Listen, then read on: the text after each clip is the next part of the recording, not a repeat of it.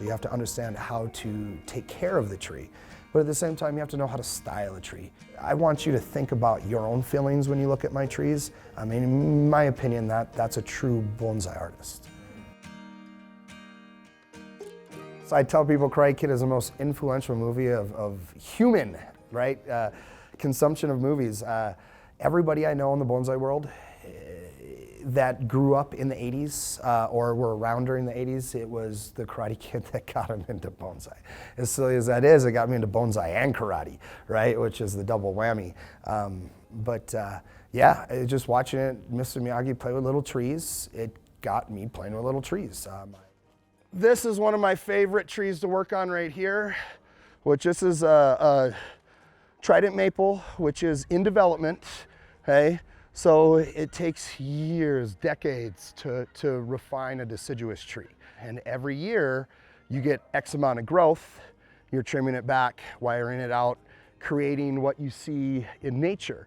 That's the whole idea of bonsai, is to take a tree, put it in a pot, and replicate what you see in nature. It's huge in Colorado. We were actually one of the very first bonsai clubs in America. Was back in the Japanese internment camps. So we have a very deep lineage of bonsai. You know, some of the first bonsaiists ever in America were here in Colorado and started a club. And the Rocky Mountains is one of the greatest sources in the world for yamadori and for trees. And it's right on our doorstep.